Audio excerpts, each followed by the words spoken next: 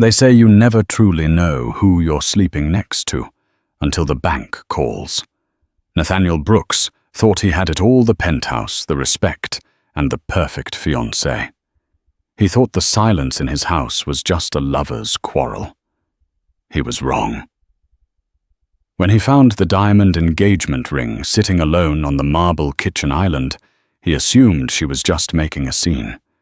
But when he tried to buy a coffee 3 days later, his card was declined.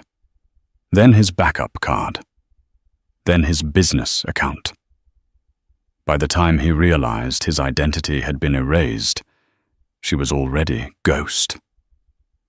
And the worst part, she didn't just take his money. She took the one secret that could ruin his life forever.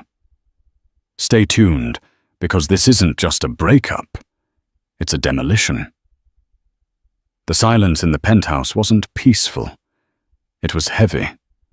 It was the kind of silence that pressed against your eardrums, demanding to be acknowledged. Nathaniel Brooks adjusted his tie in the hallway mirror, admiring the sharp cut of his bespoke navy suit. He was a man who appreciated precision. As the CEO of Brooks & Partners, one of the city's leading architectural firms, he dealt in lines, angles, and concrete certainties. He didn't do chaos. "Veronica," he called out, checking his watch. 7:45 a.m.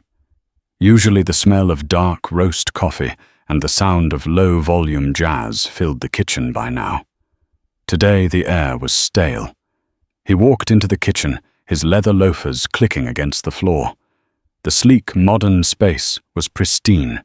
No coffee brewing, no breakfast plates, just the cold morning light filtering through the floor-to-ceiling windows that overlooked the skyline he had helped build. And there, in the dead center of the white marble island, sat a single object.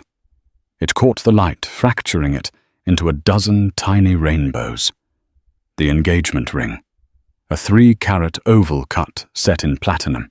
He had spent a small fortune on it 6 months ago, not because he was particularly sentimental, but because a man of his stature needed a wife who looked the part. Nathaniel stopped. He stared at the ring, a frown creasing his forehead. "Veronica!" he yelled louder this time. He marched to the master bedroom. The bed was made hospital corners, perfectly tight. He yanked open the walk-in closet. Her side was weird. It wasn't empty. That would have been a cliché. Her evening gowns were there. Her winter coats were there. But the everyday things, the jeans, the comfortable sweaters, the sneakers she wore to the gym, gone. He checked the bathroom. Her toothbrush was missing. Her expensive face creams were still on the shelf, but her makeup bag was gone. Nathaniel let out a sharp, cynical laugh. He walked back to the kitchen and picked up the ring, tossing it in his palm.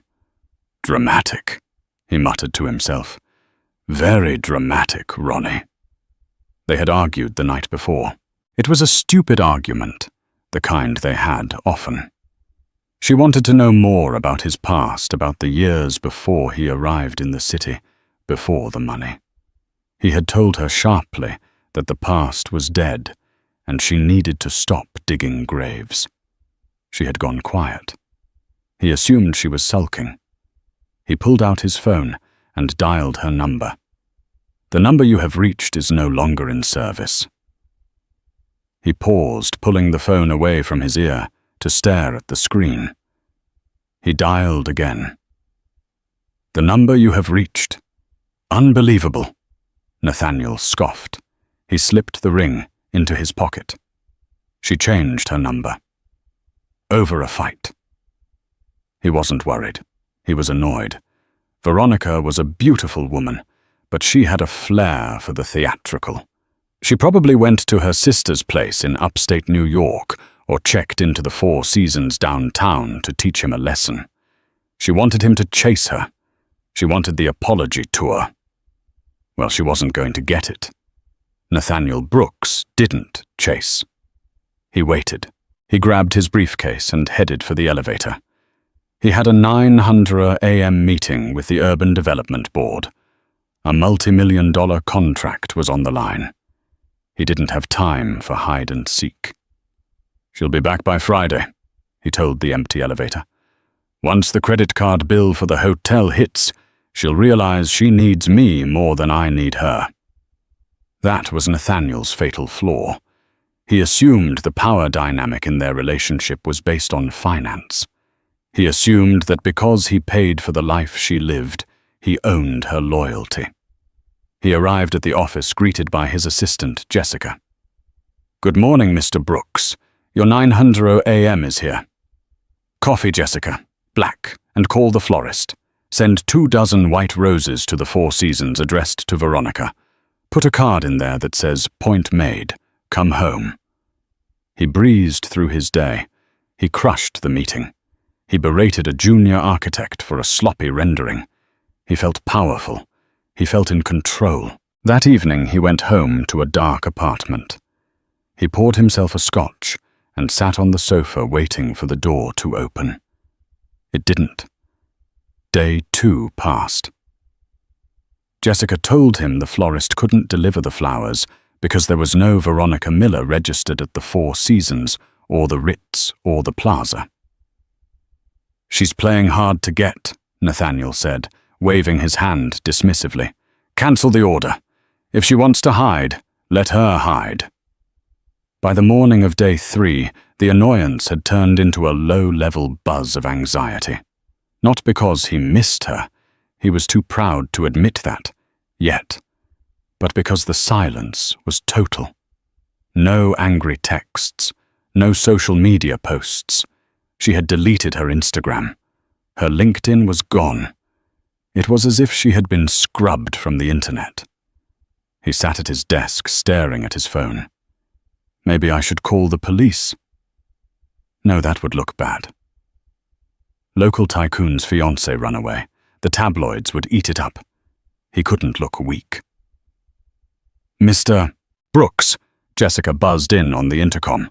"There's a decline on the corporate card." Nathaniel frowned. "What? The catering for the gala next week. The card was declined. They said it's marked as lost or stolen." "That's ridiculous. I have the card right here." He pulled his wallet out. "Try the Amex." "I did, sir. That one was declined too." A cold prickle of sweat broke out on the back of Nathaniel's neck. "Transfer me to the bank. Now." He waited on hold, tapping his expensive pen against the mahogany desk. The tapping got faster and faster. "Mr. Brooks," the bank representative said, her voice professional but strained. "We've been trying to reach you. We flagged some unusual activity." "Unusual activity? I didn't authorize any freezes. Unfreeze my accounts immediately." "Sir, we didn't freeze them because of activity. We froze them because the joint holder initiated a total liquidity transfer and then requested a closure of the primary savings, which triggered a fraud alert on the remaining credit lines." Nathaniel stopped tapping. The room seemed to tilt sideways. "Joint holder," he whispered. "I don't have a joint holder. My accounts are private." "Sir, you added Ms. Veronica Miller as a full signatory 3 months ago. You came into the branch and signed the paperwork yourself." "I did no such thing," Nathaniel roared, standing up. "We have your signature, sir, and the biometric verification. The funds, approximately $4.2 million, were wire transferred to a series of offshore holding accounts 48 hours ago." Nathaniel dropped into his chair. He felt like he had been punched in the gut. 3 months ago. He remembered that day.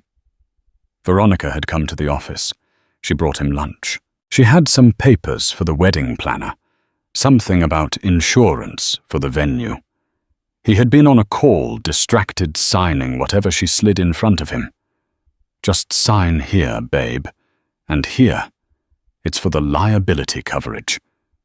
He had signed his own execution warrant. Where? Nathaniel's voice croaked. Where is the money now? It's gone, sir. It's out of the country. Nathaniel dropped the phone. He looked at the window. The city skyline looked different now. It didn't look like a kingdom he ruled. It looked like she hadn't just left. She had gutted him. But why? He gave her everything. Why steal the money and run? She could have just married him and had access to it all legally. This wasn't just greed. This was personal. He grabbed his coat and ran out of the office, ignoring Jessica's calls. He needed to get to the apartment. He needed to find something. Anything. He burst into the penthouse, tearing through the rooms. He ripped the sheets off the bed. He pulled the drawers out of the dresser, dumping clothes onto the floor. Nothing. He ran to the kitchen. He looked at the marble island where the ring had been. He hadn't noticed it before, but under the fruit bowl there was a small cream-colored envelope. His hands shook as he picked it up. It had his name on it. Nathaniel, written in elegant cursive script. He tore it open. Inside was a single index card. No explanation, no apology. Just a set of coordinates and a name. 41°3' and 73°58. Ask for Arthur. Nathaniel stared at the name. Arthur. He hadn't heard that name in 15 years. The coordinates pointed to a location in Beacon, New York, a small town up the Hudson River. Nathaniel sat in his car, a black Mercedes S-Class, gripping the steering wheel until his knuckles turned ashen. He was currently parked in a gas station lot, staring at the fuel gauge. He had a quarter tank left. He reached for his wallet. He had 4 credit cards, all useless. He had opened his banking app 10 minutes ago, only to see red error messages. Access denied. Contact administrator. He opened the glove compartment and rummaged around. He usually kept an emergency stash of cash for valet tips. He found a $20 bill and a handful of quarters. $20, he whispered. I am Nathaniel Brooks, and I have $20 to my name.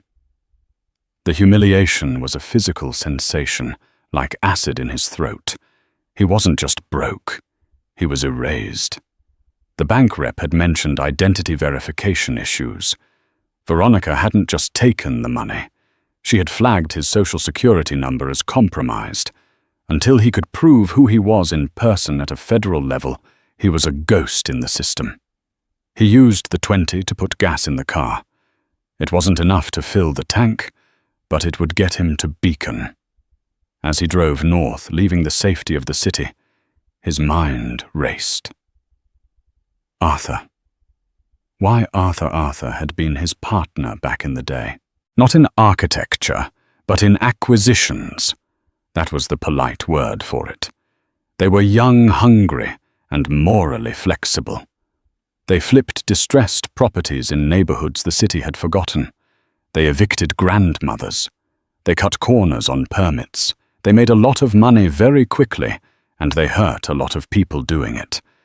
But that was years ago. Nathaniel had cleaned up his image. He had rebranded. He became the respectable face of modern development. He had cut Arthur loose when Arthur got too greedy, too reckless. The last time he saw Arthur, he was threatening to go to the DA. Nathaniel had handled it. He had used his new connections to bury Arthur in lawsuits until the man was bankrupt and broken. Arthur should be in prison or dead. Why did Veronica know Arthur? The drive took 2 hours. The scenery changed from skyscrapers to trees and old brick factories. He followed the GPS to a dilapidated industrial park on the edge of town. The destination was a rusty warehouse with a faded sign, AP Salvage. Nathaniel parked the car. He stepped out, the wind biting through his expensive suit. This was a long way from the penthouse. He walked up to the metal door and banged on it. "Open up!" he shouted. A moment later, the door creaked open with a groan of rusted metal. Standing there was a man who looked like a ruin of a human being. He was in a wheelchair, his legs covered by a wool blanket. His face was scarred, unshaven, and his eyes were milky with cataracts. It was Arthur, but aged 20 years in 15. Arthur squinted up at him. "We're closed. Come back Monday." "Arthur," Nathaniel said, his voice trembling slightly. "It's me, Nate." The old man in the wheelchair froze. He leaned forward, squinting harder. Then a slow, toothless smile spread across his face. It wasn't a friendly smile. It was the smile of a predator who just found a wounded animal. "Nate," Arthur rasped. "The great architect. You look expensive." "Cut the crap, Arthur. Where is she?" "Who?" "Veronica, or whatever her real name is. She left me a note. It led me here."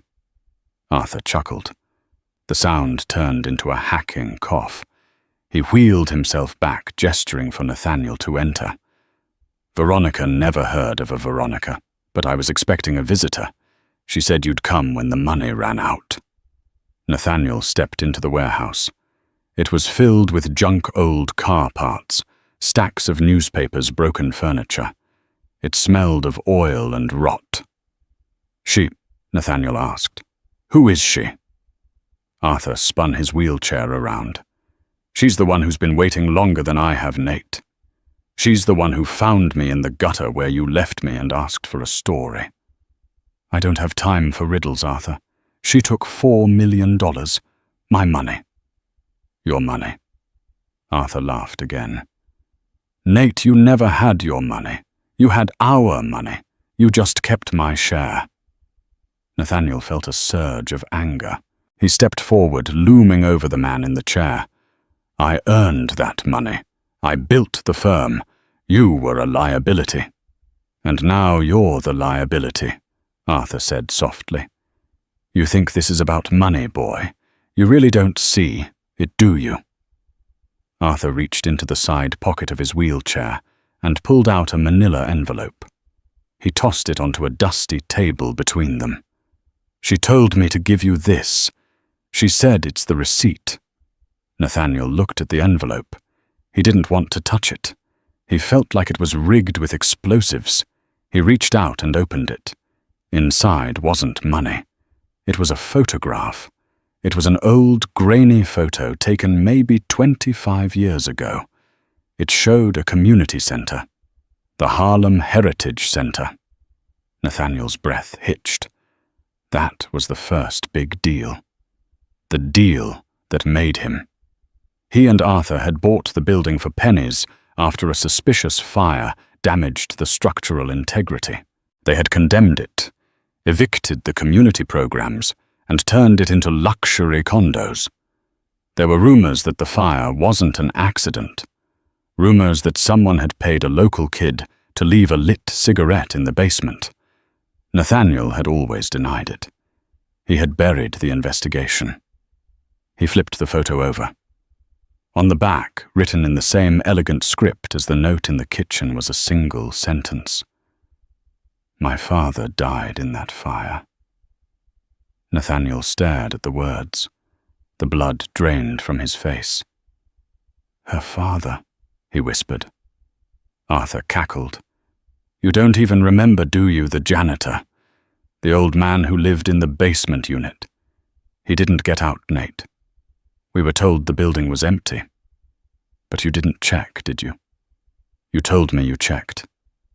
Nathaniel staggered back, his back hitting a stack of old tires. I didn't know." "She knows," Arthur said. "She's been planning this for 10 years, Nate. She didn't just want your money. She wanted your name. She wanted your legacy. And right now, while you're standing here in a junk pile with a cripple, she's releasing the documents to the press." Nathaniel's phone buzzed. He looked down. It was a notification from a news app. Breaking CEO Nathaniel Brooks, under investigation for arson and fraud. Historic cold case reopened. She didn't just freeze your accounts, Nate. Arthur whispered, his voice filled with dark glee. She froze your life. Nathaniel looked at the door. He had to run. But where? He had no money, no cards. And now the police would be looking for him. "Who is she?" Nathaniel demanded, grabbing Arthur by the collar of his dirty shirt. "What is her real name?" Arthur didn't flinch. "You know her as Veronica. But her real name is Simone Vance, and she just cashed out." The sound of sirens cut through the humid air of the salvage yard. They were distant but closing in fast. Nathaniel didn't say goodbye to Arthur. He didn't look back at the wheelchair-bound man who was cackling in the shadows of the warehouse. He ran. He scrambled into the black Mercedes, his hands shaking so violently he dropped the keys into the footwell. He cursed, scrabbling for them in the dark, his fingernails scraping against the plush carpet. He found the fob, jammed the start button, and the engine roared to life. As he peeled out of the gravel lot, the rear-view mirror flashed with blue and red lights, turning the corner 2 blocks away. They weren't looking for a speeder. They were looking for him. He drove manic, taking side streets, blowing through stop signs. His mind was a fractured kaleidoscope of panic, arson, fraud, murder. The words from the news alert burned in his brain. She planned this, he thought, his grip on the wheel tightening. Every smile, every dinner, every time she adjusted my tie. She was just waiting to slit my throat. He looked at the dashboard, GPS. The car was connected. The car was tracking him. If the police had a warrant, they could ping the Mercedes. He swerved into the parking lot of a grim, fluorescent-lit strip mall on the edge of town. He parked behind a dumpster, killing the engine. He couldn't take the car. It was a beacon. Nathaniel stepped out into the rain. It had started to pour, a cold, relentless deluge that soaked his Italian wool suit in seconds. He popped the trunk. He grabbed the tire iron. He didn't know why. Protection, a tool. It felt heavy and crude in his hand, a weapon for a thug, not a CEO. He walked away from the car. He walked away from the heated seats, the satellite radio, and the last remnant of his status. He walked for 3 miles until he reached the train station. He didn't go inside. There were cameras inside. He huddled under the concrete overhang of the platform, shivering. A group of teenagers walked by, laughing, smoking cigarettes. One of them, a boy in a hooded sweatshirt, looked at Nathaniel. "Nice suit, man," the kid sneered. "You lost or something? Get away from me," Nathaniel snapped. His voice lacked its usual authority. It sounded thin and wet. "Whoa, easy there, Wall Street," the kid laughed, flicking a cigarette butt near Nathaniel's expensive loafers. "Don't cry." Nathaniel gripped the tire iron inside his coat pocket. A week ago, he would have had security remove this kid from his sight. Now he was afraid. He was just a wet man in the dark. He needed a ticket, but his cards were frozen. He checked his pockets again. The $20 bill was gone, spent on gas. He had 4 quarters, $1. He couldn't buy a train ticket. He was trapped in Beacon. He spent the night under a bridge near the river. It was the lowest point of his life. He tried to sleep sitting up, clutching his briefcase to his chest. The smell of damp earth and urine filled his nose.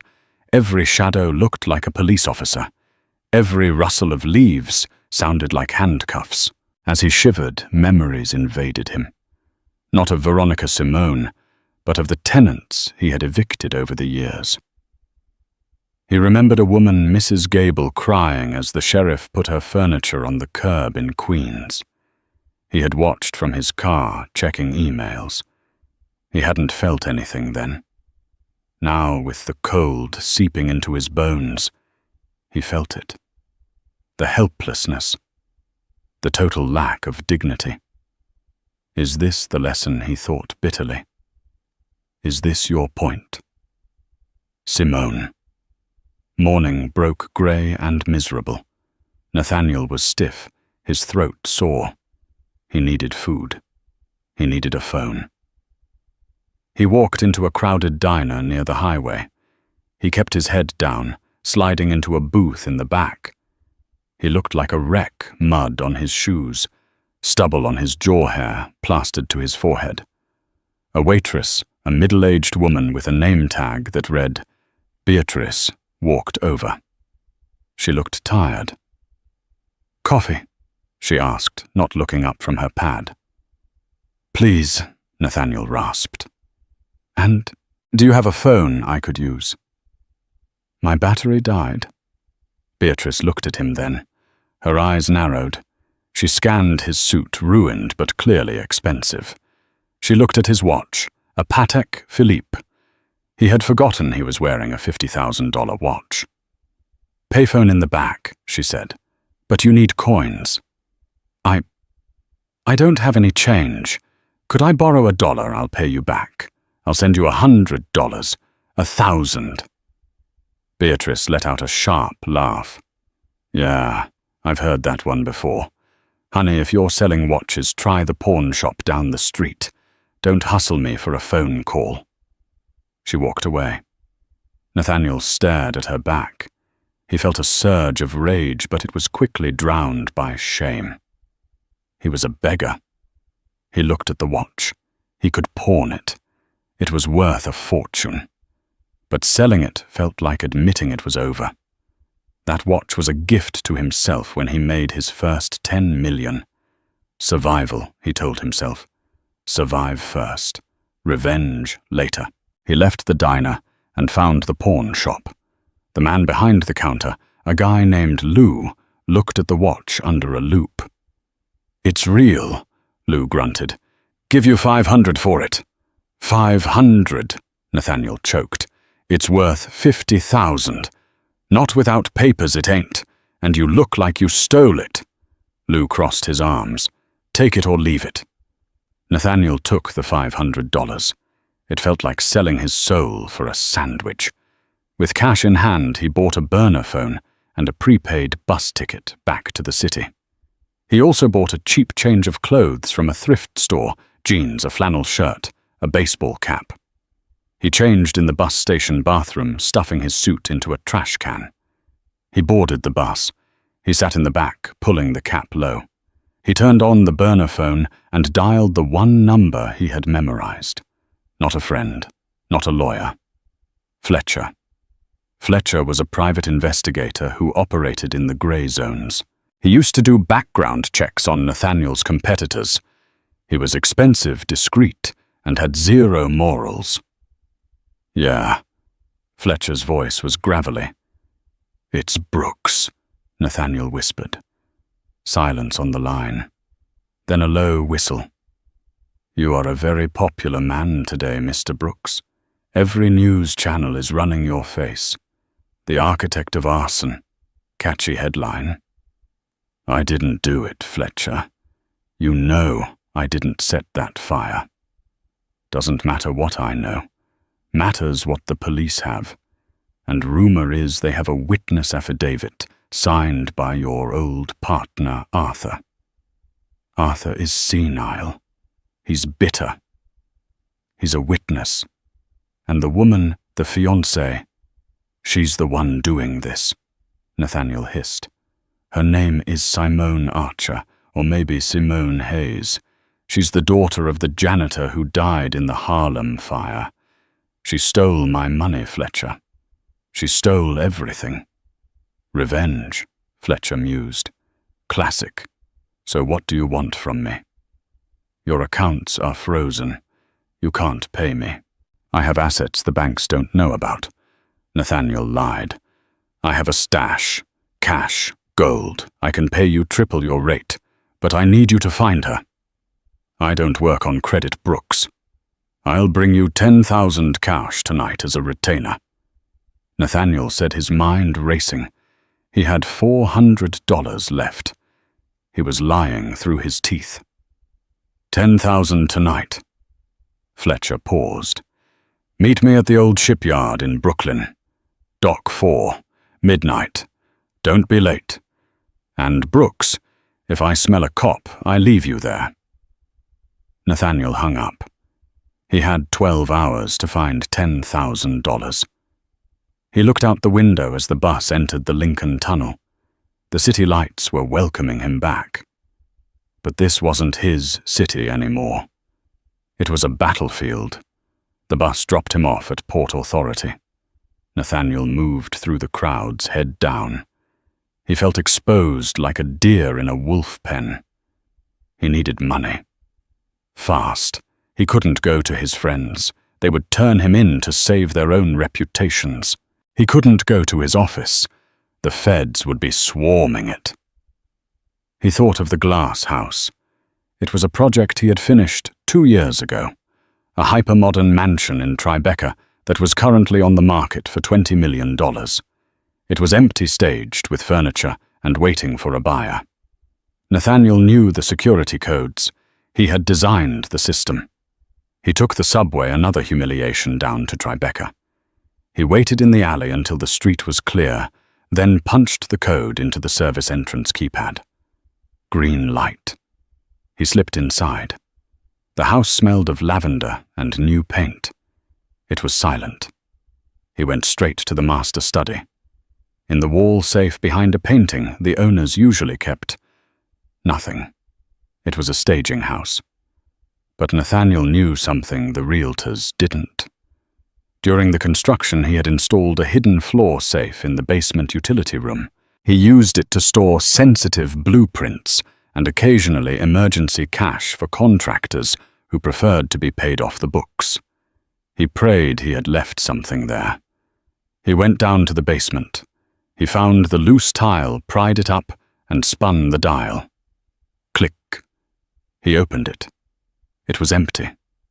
No, not empty. There was a single piece of paper inside. Nathaniel picked it up. It was a receipt, a donation receipt, received from Nathaniel Brooks, $50,000 in cash, donated to the Harlem Fire Victims Memorial Fund. Date, yesterday. Nathaniel stared at the paper. She had been here. Simone had been here. She knew about the safe. She knew about everything. She's thorough, a voice said from the shadows. Nathaniel spun around, grabbing a heavy flashlight from the shelf. Standing at the bottom of the stairs was Conrad, his former corporate attorney. Conrad was slick, oily, and wearing a suit that cost more than the house.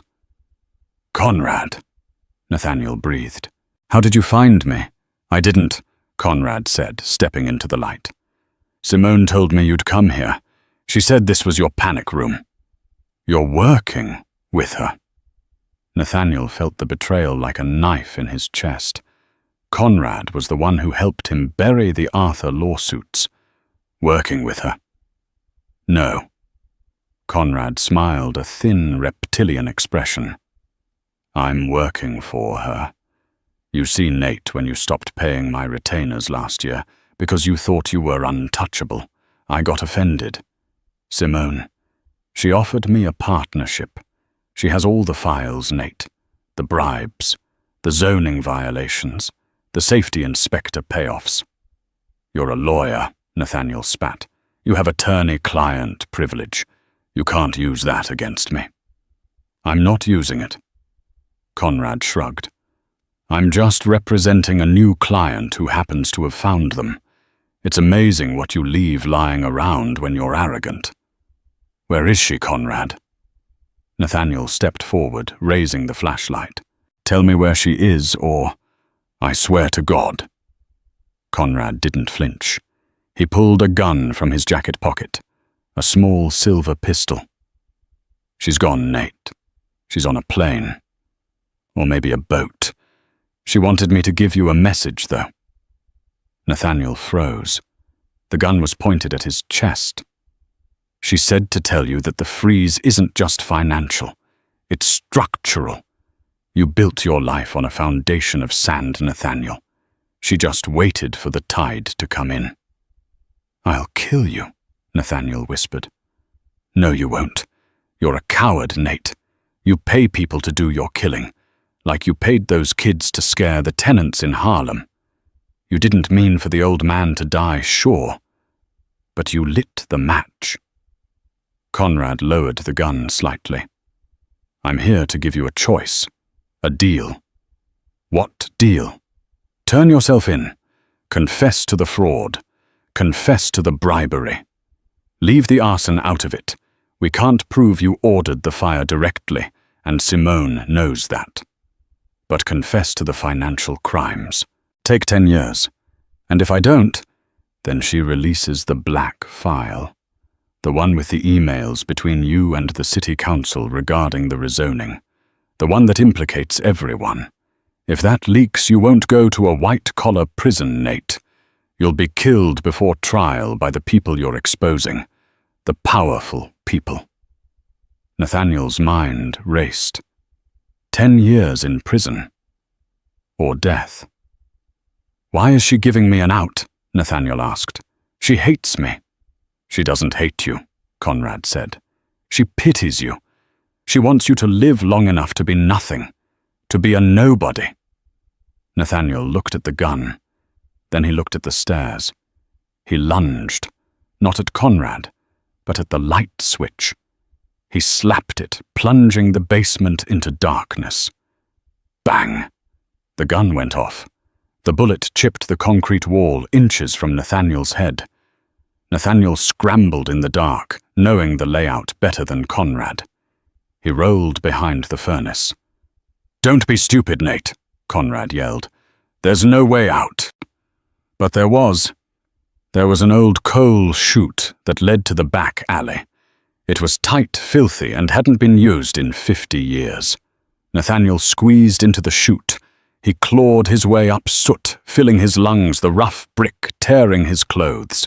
He heard Conrad stumbling in the dark, cursing. He pushed the metal grate open and spilled out into the alleyway, gasping for air. He was covered in black soot, bleeding and terrified. He ran.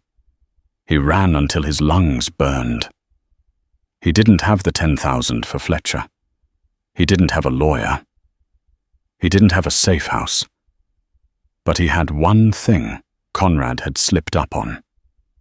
She's on a plane. Conrad had said it. A slip of the tongue. But earlier, the bank had said the money was transferred 48 hours ago. If she was fleeing, she would have gone then. Why was she still communicating with Conrad? She wasn't gone. She was still here.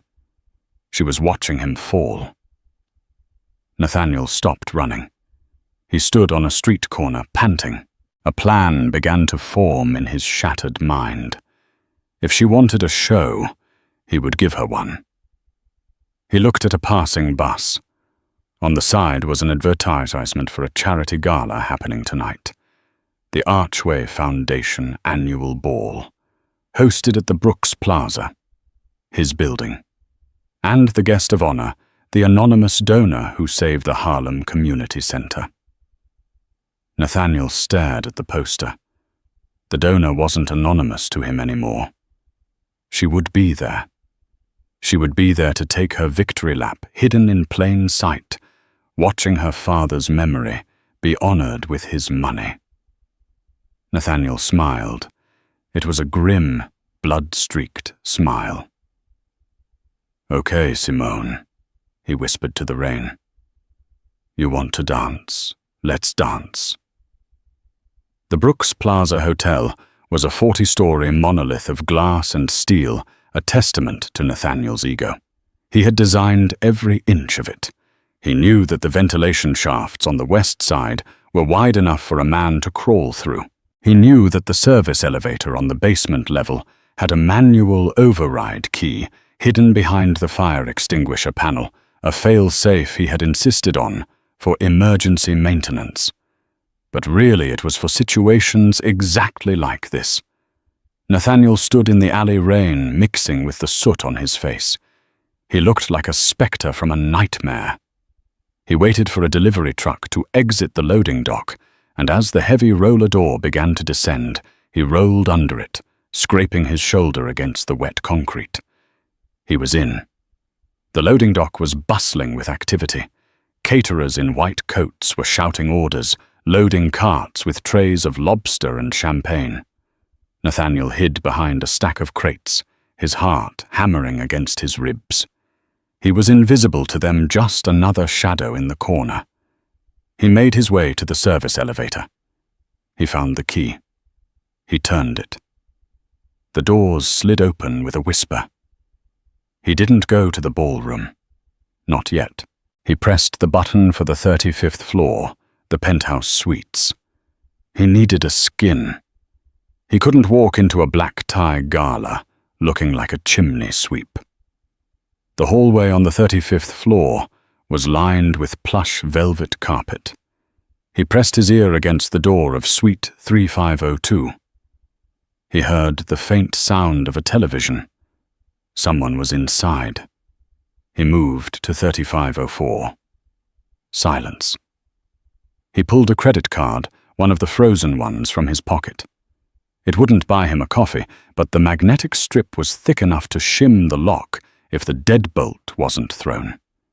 It was a trick Arthur had taught him 20 years ago, before the money, before the suits. Click. The door opened. The room was dark, smelling of expensive cologne and cedar. A tuxedo was hanging on the valet stand, freshly pressed. On the dresser, a pair of diamond cufflinks and a heavy platinum watch. Nathaniel didn't hesitate. He stripped off his filthy clothes, leaving them in a pile on the floor. He went into the marble shower, turning the water to scalding hot. He scrubbed the soot from his skin until he was raw. He shaved with the guest razor, watching his face emerge from the foam in the mirror. He looked older. The stress of the last 3 days had etched deep lines around his mouth. His eyes were bloodshot. But as he slicked his hair back and stepped into the stolen tuxedo, something shifted. He wasn't the fugitive anymore. He was Nathaniel Brooks, the CEO, the architect. The tuxedo was a size too big, but he cinched the trousers and adjusted the cummerbund. He put on the cufflinks. He slipped the stolen watch onto his wrist. He looked in the mirror. "Showtime," he whispered. He took the elevator down to the grand ballroom. As the doors opened, the sound of a string quartet washed over him. The air smelled of expensive perfume and lilies. The security guard at the entrance, a man named Hank, who had worked for Nathaniel for 5 years, looked at him. Hank's eyes widened. He reached for his earpiece. "Don't," Nathaniel said, his voice low and commanding. He walked right up to Hank, invading his personal space. "If you touch that earpiece, Hank, you're fired. I'm still the owner of this building. I'm still the man who signs your checks." It was a bluff. Nathaniel couldn't sign a check for a stick of gum. But Hank didn't know the extent of the freeze. He hesitated.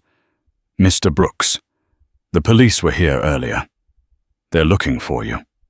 Let them look. I'm here to clarify a misunderstanding.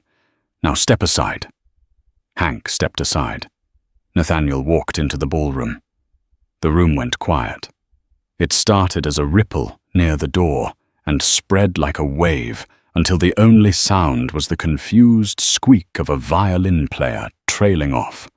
300 faces turned to look at him. These were his peers, the city's elite, bankers, politicians, developers, people who had drunk his wine and laughed at his jokes for a decade.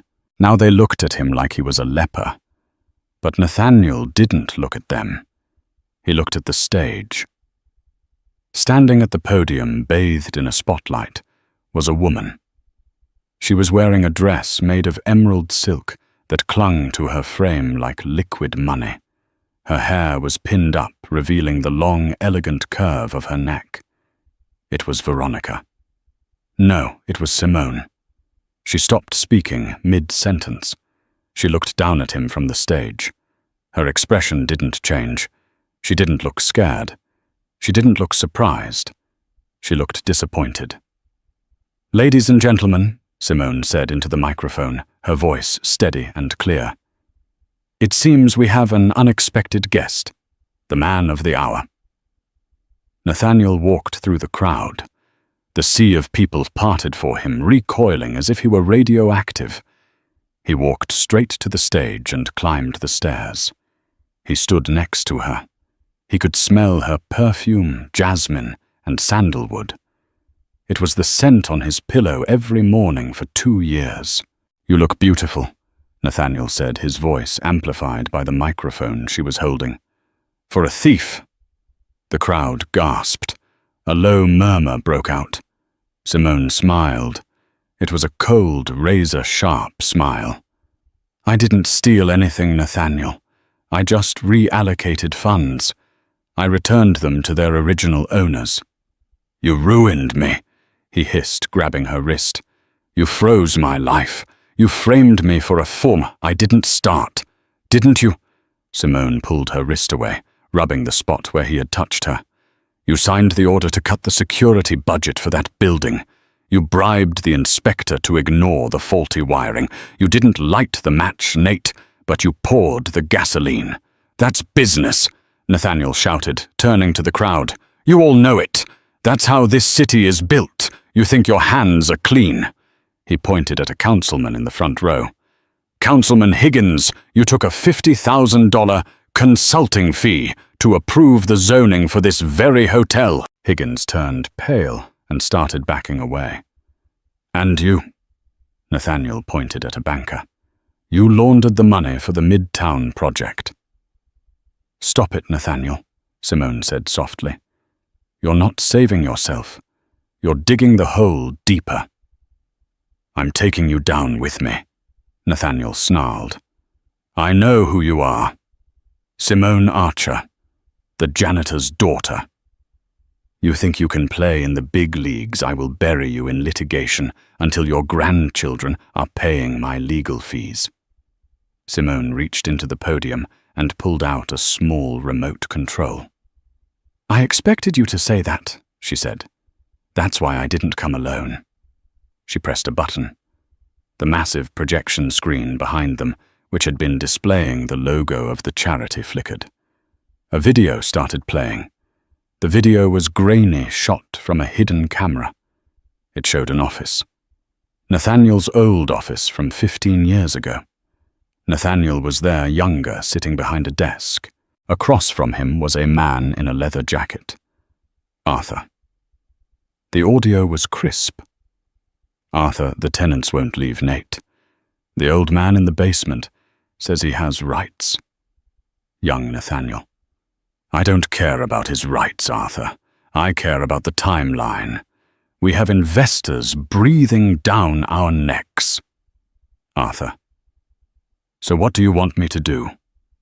"Scare them." Young Nathaniel. "Do whatever it takes.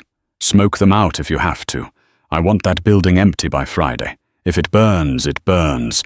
Just make sure the insurance is up to date." The ballroom was dead silent. Nathaniel stared at the screen. He felt the blood drain from his extremities. He didn't remember saying that.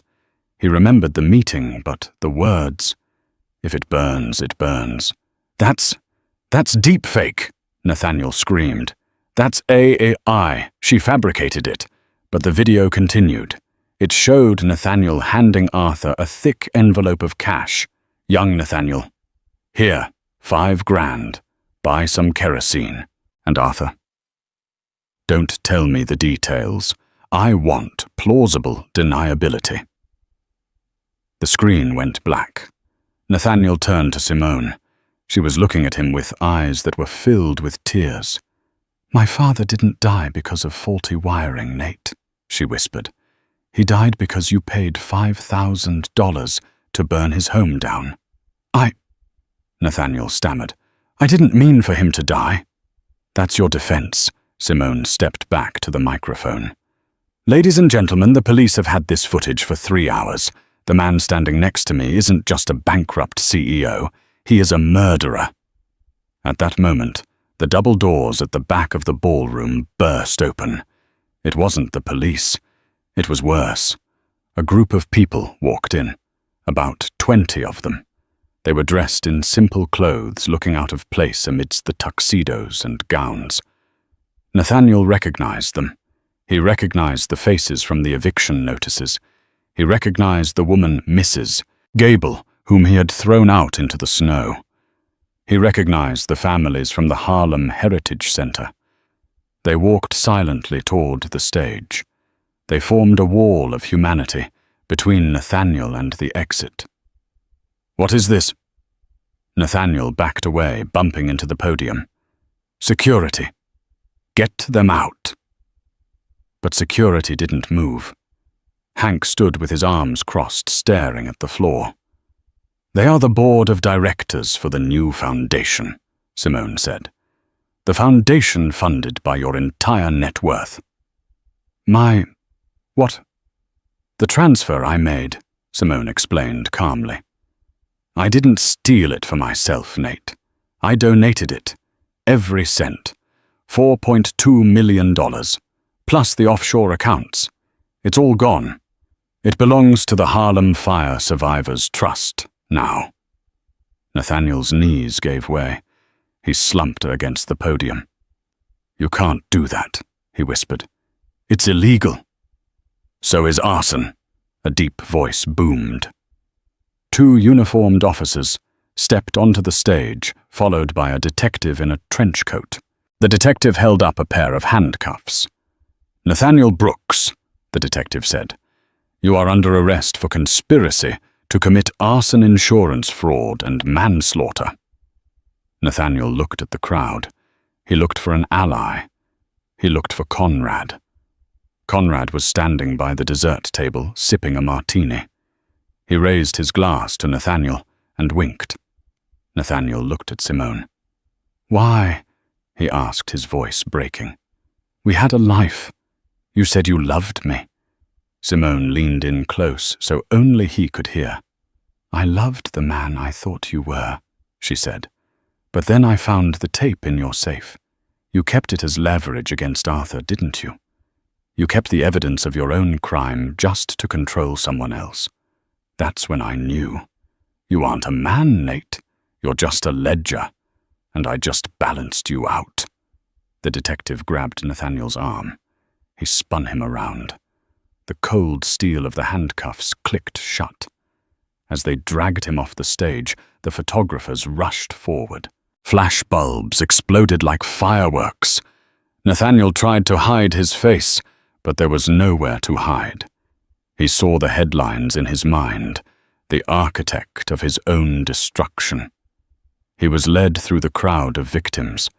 Mrs. Gable looked him in the eye. She didn't scream. She didn't curse. She just pitied him. And that was the hardest karma of all. He wanted their fear. He wanted their anger. But their pity, that meant he was already dead.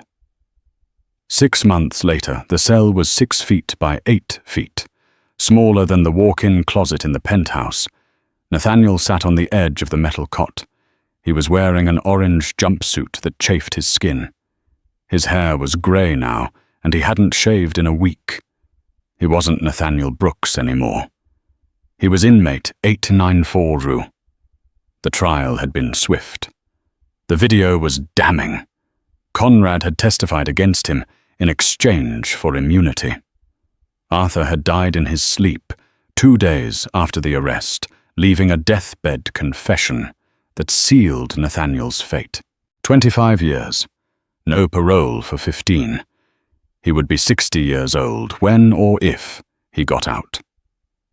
He stood up and walked to the tiny window. It was just a slit in the concrete high up on the wall. If he stood on his tiptoes, he could see a sliver of the sky. Sometimes he imagined he could see the city skyline. He imagined he could see the Brooks Plaza. But he knew they had renamed it. It was the Archer Center now, a community hub for arts and housing. The guard banged on the door. "Brooks, you got mail." A letter slid through the slot. Nathaniel picked it up. It was a plain white envelope. No return address. He opened it. Inside was a photograph. It was a picture of a ring. The ring. The 3-carat diamond oval cut. But it wasn't on a finger. It was in a display case at an auction house. Below the photo was a clipping from a newspaper. Rare diamond auctioned for record price proceeds to fund college scholarships for inner city youth. And on the back of the photo, in that familiar, elegant script, final payment made. Account closed. Nathaniel stared at the photo. He traced the shape of the ring with his thumb. He started to laugh. It was a dry, rasping sound that bounced off the concrete walls. He laughed until his stomach hurt. He laughed until tears streamed down his face. She had left the ring on the table to make a point. She had sold it to make a future. He sat back down on the cot. He looked around his empty cell. He had spent his life building towers, obsessed with height, with looking down on the world. He realized now that he had never actually built a home. The silence in the cell was heavy. It pressed against his eardrums. "Well played, Simone," he whispered to the empty air. "Well played." He lay back on the cot and closed his eyes. For the first time in 20 years, Nathaniel Brooks didn't have a plan. He didn't have a scheme.